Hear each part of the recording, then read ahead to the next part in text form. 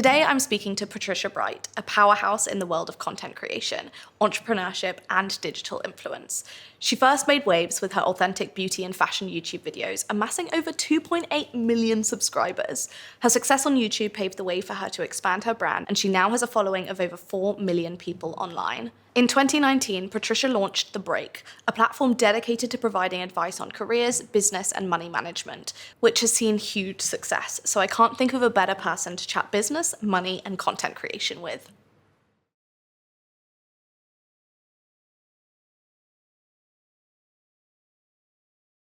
Thank you so much for joining me. Thank you for having me. I'm very excited to have this conversation. So first of all, let's get some context on you. I know, for one, that you have an incredible work ethic. Can you tell us where that came from? I think my work ethic came from desperation. Love it. I've learned that if you put in the work, you usually get the results. So when I really needed to achieve something, I just realized if I get my head down, I'm going to make it happen. So unfortunately, by force, I have good work ethic. And tell me a little bit about how that's developed over time. I've had to learn to develop processes. Naturally, I'm quite chaotic. And so trying to slow my mind down and write everything out and schedule everything, that's really been how I've been able to kind of develop that as a skill. I know you started YouTube as a side hustle when you were working in the city.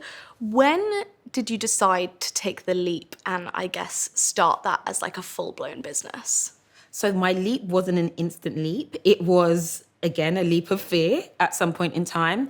But I saw the opportunity coming. I started to make some revenue. And then I decided to quit my job after doing a spreadsheet. I actually did a little calculation and an estimate of what the potential could be. And then I was like, okay, I can quit my job now. Quit my job for 3 months, panicked, went back and got another job for another 4 months, quit that job again. And then there was no looking back. No way, I had no idea that you actually went back to it. Oh yeah, I was like, I have a mortgage to pay, I have responsibilities. And at the time it wasn't as steady. And so I was like, I can't do this. Got the job. But once I was working and I was like, no, Patricia, like commit to the idea you want and make it happen. And what gave you the confidence to be like, do you know what, this time it's actually going to work? I don't know if I had the confidence that it would actually work because it was a new industry.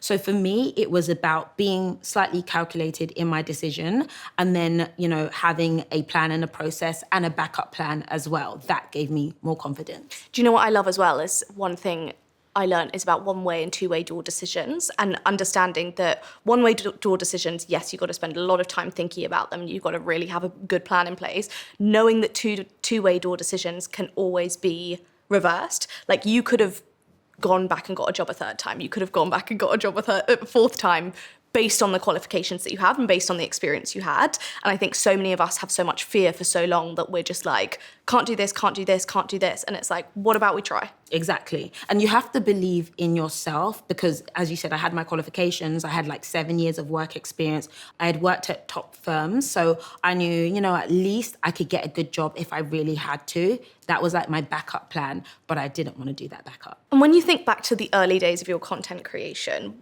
can you tell us a little bit about what your schedule looked like then and also what tools you have now that you wish you had then? Oh my gosh, that's such a good question. My schedule was every single weekend I would film loads of videos because I had work on a Monday. Mm-hmm. And I had actually quite an intense consultant job and I would work late nights. So I knew that Saturdays were the only days I could film and I would lock myself in a room and be like, no one disturb me, I'm filming YouTube videos. And that's it. And I don't even know when I would edit. It would probably be in an evening after work. And editing was so laborious. It was hours and hours of learning stuff and chopping stuff up. And, I didn't know what I was doing at the time. The tools then were not as amazing as the tools now. And so tell me a little bit about the tools that you use now in your kind of day-to-day processes that you were talking about that you wish that Patricia back in the early days had? Yeah, so I didn't have any scheduling tools. So I use, of course, Adobe Express. I love the scheduling tools that are there. I would kind of run and try and upload stuff at the time, and you'd even have upload failures, and you'd be like, I've missed my schedule, and I would panic.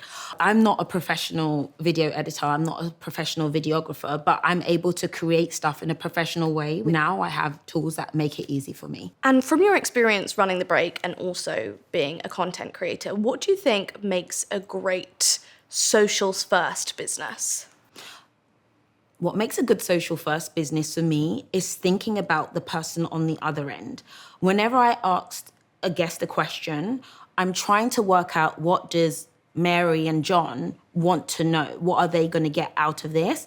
And I will always try to distill the information that I get from someone who could be super high level, but kind of communicate that in a way that feels suitable for the everyday person and visually impactful as well. But I'm always thinking about the person on the other side. It's not about me, it's not about the guest, it's about who's going to consume the content. Yeah, so like truly understanding your audience and customer. Yeah, exactly. But I just think about the girl next door. The guy next door, they want some entertainment, they want to learn something, they want to empower themselves. So how do I make that easy for them?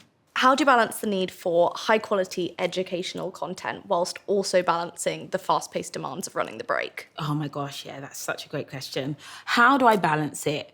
Process, and tools like Adobe Express to make it simple. I usually batch film content, and I use Adobe Express for captioning, for overlays. These are things that used to take me so much time. You want to find something that is going to resonate with an audience really fast, and the fact that I can do it myself and be like, that piece from that episode is going to be fire. I'm going to take that out, I'm going to do it myself, and I'm going to upload it straight away to get that audience response. And that's super important, like in the world of social media that moves so fast. You want to hit the trends, but because I do things in advance, I couldn't always do that before, but I can now. Yeah, I think that's such a good point, because reactivity is almost impossible when you don't have good resources. Like you can't, especially with someone like you where you do so many different things, you're not just creating content. If you were just creating content, it's obviously still a lot easier to have great tools, but when you're running around like running a business, you've got so much going on. Exactly. Being able to like drop everything and spend 3 hours editing one piece of content is just not realistic. It's not. And so being able to actually capture the moment without doing that, I feel like makes such a huge difference. Exactly. And there's an element of preparation. Like I've got content, I've got it stored. Sometimes you're thinking, oh my gosh, there's so much there. But then if you feel like, you know what, I can easily get this chopped up, I can easily get this out and done fast, you feel more confident. And that's what I love. Yeah.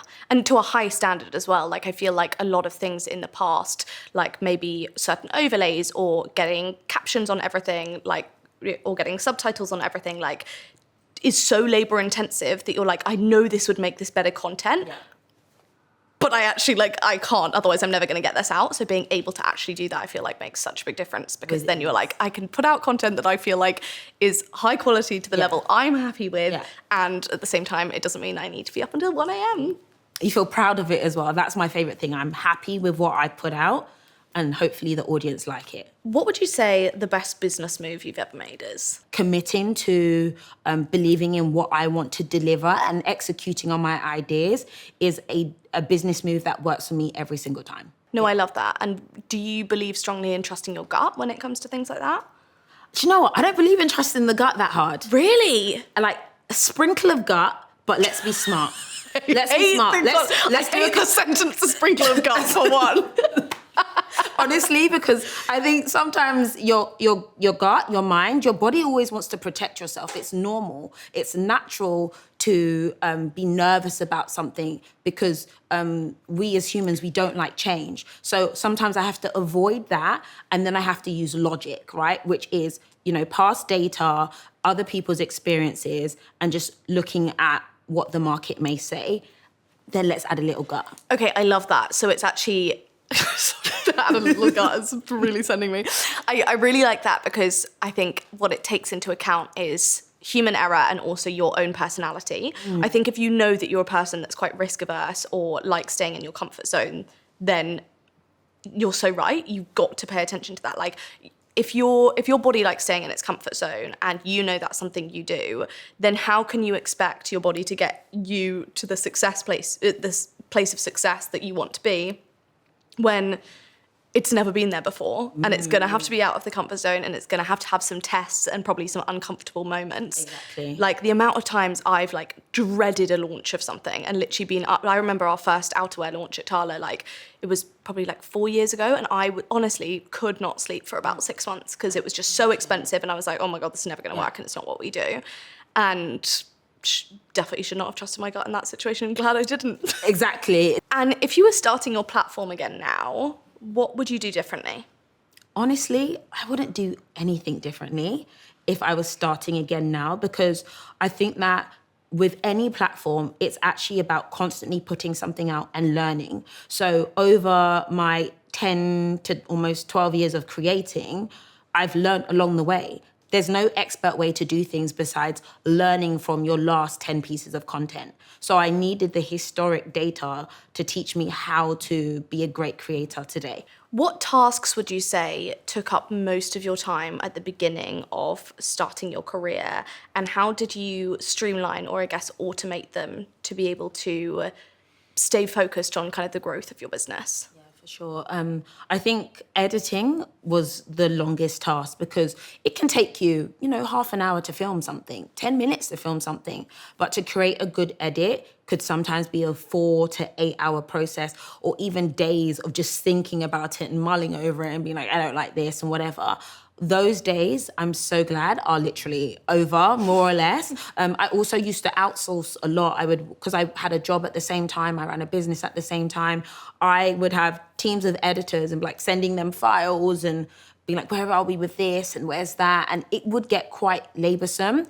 Those days are kind of, I wouldn't say entirely over, but again, I now have Adobe Express to help me do a lot of the edits myself. And I still love staying on top of edits because I feel like I have to feel the content. Like sometimes you outsource it and you forget about it and it loses that authenticity. So having a tool that I can use and makes the process easier is super valuable. I actually still love editing, but not for 8 hours. Yeah, I completely agree. And I think that when you're doing end-to-end content, so you're ideating, you're actually filming the content and you're editing it, there's a part of your intentionality behind the content itself that stays. Yes. Like whenever I'm filming, say, a vlog, I'll have a very clear vision at the time. I'm like, and then this will go into this, and then I'll play this type of music over this. Yeah. And then if you're not the one editing that, then that often just departs from what you were actually intending to, and it's a week later, so you're like, I have no idea what I tried to do then. Yeah. So actually being able to keep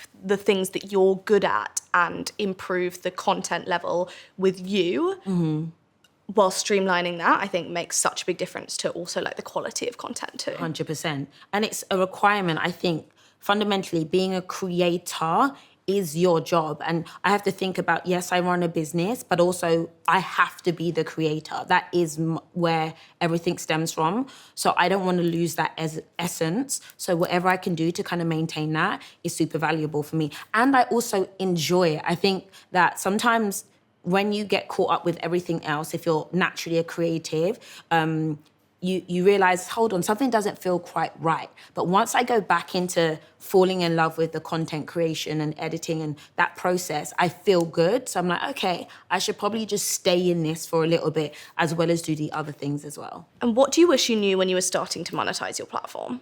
So I really wish I knew the multiple ways that I could optimize my monetization. I was really focused on one specific income stream and I would kind of put all my energy into that. But if I had known that I could do, linking and product and this and that, and I could have actually, from one piece of content, generated 8 pieces of revenue, then I would have been able to, increase what I was earning at the time, but I was really focused on just one form. But it was also due to a lack of education. I didn't know what my options were, which is why I think it's so important to talk about revenue and monetization, because there's so many different ways to make a living online now. Yeah, I really love that. And I think some of them you learn over time, but at the same time now there's so much good information out there. Like there's so much you can learn from people who've done this career before, actually in any career, that actually really taking their experience and expertise and being like, okay, they had this issue, they had this benefit, whatever it might be, like following other people's blueprint, I think is something that we can do much more now that we couldn't necessarily do when you started. And I love it that everyone's much more vocal, especially women are so much more vocal about their income streams and what they're making online, because I always say that there was this moment where someone let me know something. They gave me this tidbit of information and that completely changed my trajectory. And it was a lovely lady sharing her numbers. And I was like, what? This is possible? And it changed the game for me. And what is one thing about finance or business that you wish aspiring entrepreneurs knew? I wish they knew that there's loads of money. There's a lot of money around. Sometimes there's this scarcity mindset that there's only enough for so many people, or only a certain group are able to have it. And I think that people need to be unapologetic about obtaining like the revenue that's out there. I feel like there's an infinite pot, but people just don't accept that or are aware of that. The amount of people who receive money, anyway. Yeah, no, I'm totally with you. And I do think especially I think it's easier to think about it that way maybe if you're in the US, because it's a lot of a bigger place and there's a lot more accessible people and all of that. I think it's easier to be in more of a scarcity mindset when you are in a smaller place or you feel like there is a smaller accessible market.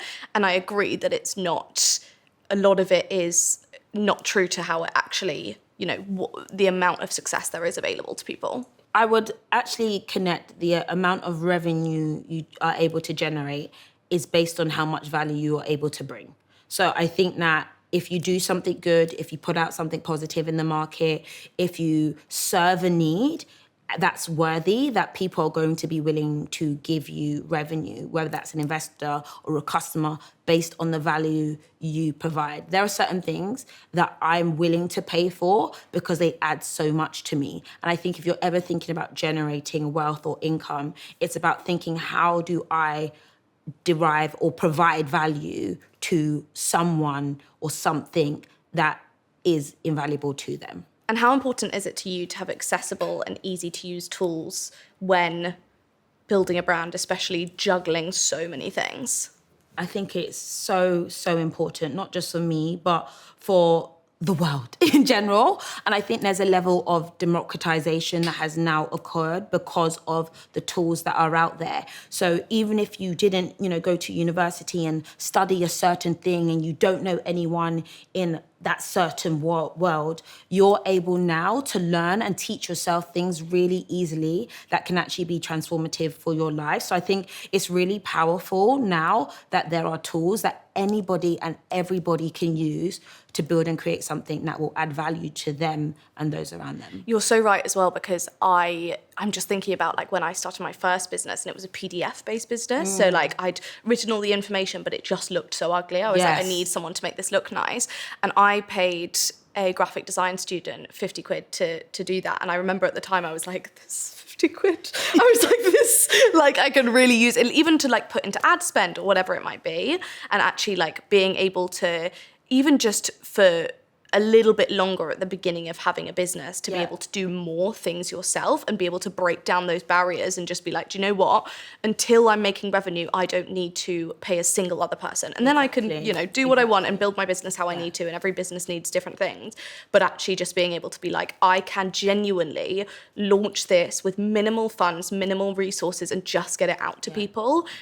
Breaking down those barriers, especially when like there have systemically been so many barriers and issues to actually getting into business, I feel like makes such a big difference. That kind of learning gap, that resource gap, that experience gap is reduced by amazing tools that mean you can get to 0 to 1 much easier, where some people would have felt absolutely impossible, and now it's very possible. Yeah, I totally agree. Well, thank you so much for joining me. You have been incredible. It's lovely to be in space.